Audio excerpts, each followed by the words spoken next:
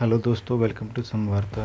दोस्तों, आज के इस वीडियो में हम देखेंगे कि बिहार की में किस तरह से सीटों के बंटवारे को लेके चाचा भतीजे में तनातनी खिंच गई, जिसका एनडीए ने पुरजोर फ़ायदा उठाते हुए चिराग पासवान को सीटें दे दी तथा उनके चाचा पशुपति पारस को कुछ भी सीट नहीं मिली, जिसके बाद वो एनडीए से अलग हो गए। साथ ही साथ कांग्रेस के प्रवक्ता चरण सिंह सापरा ने बीजेपी के प्रवक्ता सुधांशु त्रिवेदी को रोजगार जैसे मुद्दों पर और बढ़ती हुई महंगाई के मुद्दे पर इस तरह से लताड़ा है कि आप इस वीडियो को पूरा देखेंगे तो आप ये निष्कर्ष निकाल लेंगे कि किस तरह से 10 सालों में बीजेपी ने देश में किस तरह से महंगाई बढ़ाई, और आंकड़ा प्रस्तुत करते हुए वह इस तरह से प्रस्तुत करते हैं कि देश में कुछ महंगाई ही नहीं है। आप इस वीडियो को पूरा देखिए और अगर वीडियो अच्छा लगे तो चैनल को सब्सक्राइब तो चलिए शुरू करते हैं। चलो भाई, देखो अब मैं क्या करता हूँ। सुधांशु जी, आप लोग जरा समझाइए, आप लोगों का ये सिस्टम चलता कैसे है?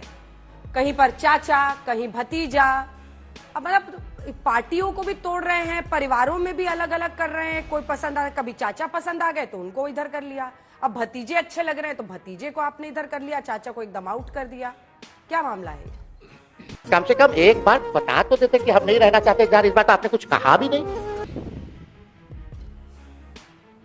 देखिए, वो मामला जिसको आप मामला कह रही हैं मीना जी, आप ही के चैनल के ऊपर गृह मंत्री अमित शाह जी ने बहुत स्पष्ट किया था, हमने किसी को नहीं तोड़ा। एनसीपी और शिवसेना एक पुत्र मोह में टूटी, एक पुत्री मोह में टूटी, तो पुत्र और पुत्री मोह ने तोड़ा, किसी और ने नहीं तोड़ा। तो वो मामला तो एकदम शीशे की तरह स्पष्ट है। मगर अभी हम चरण सिंह सापरा जी की बात सुन रहे थे तो मुझे एलजेपी कैसे टूटी जी? एलजेपी ये किस मोह में टूटी? वो भी बिल्कुल साफ बात कहता हूं।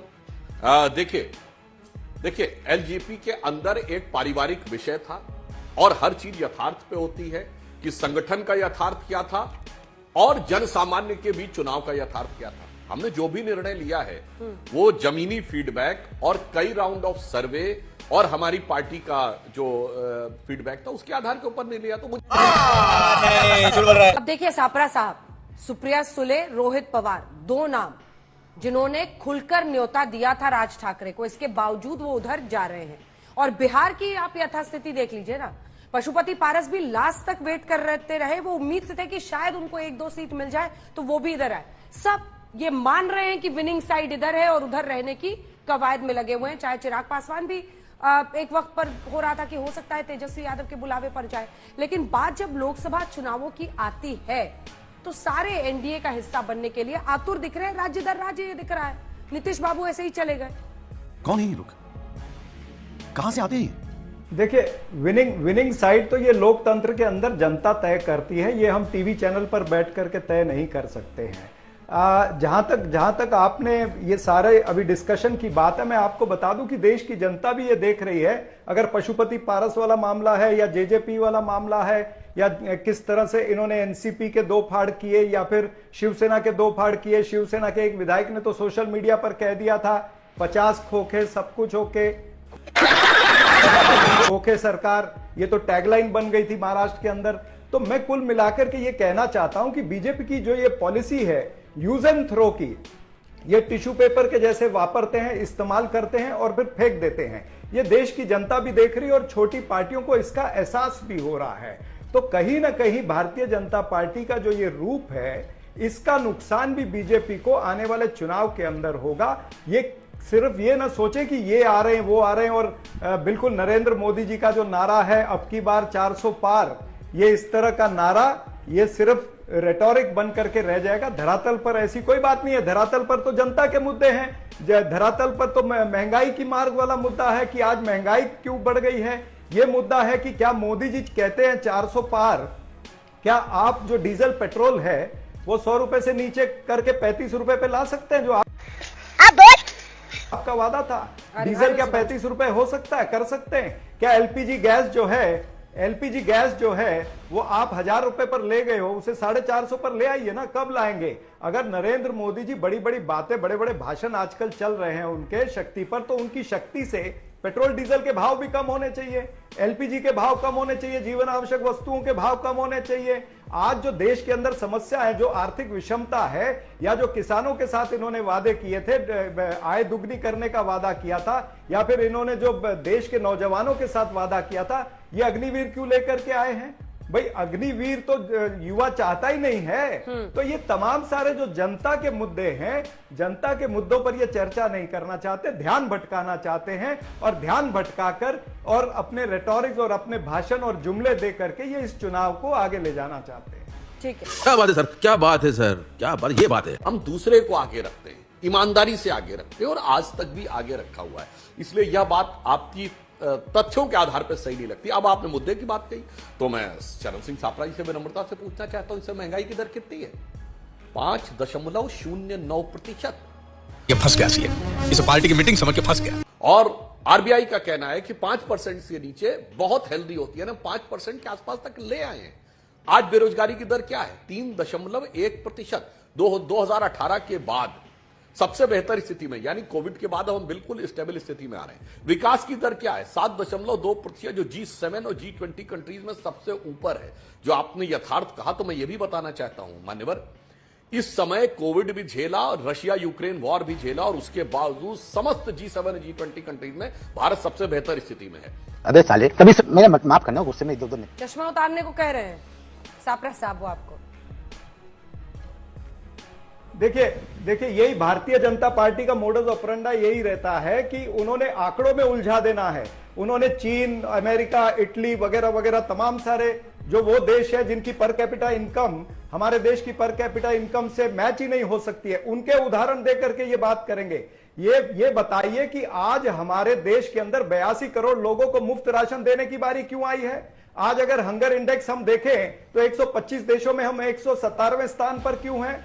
आज वास्तव स्थिति जमीनी लेवल पर तो यही है ना कि जीवन आवश्यक वस्तुएं महंगी है।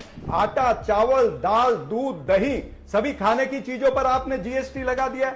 कपड़ा, ये चप्पल से लेकर के और हवाई चप्पल से लेकर के हवाई जहाज तक सब चीजें महंगी हो गई हैं। ये नरेंद्र मोदी जी कहते थे ना, मैं सस्ता करूंगा, बहुत हुई महंगाई की मार।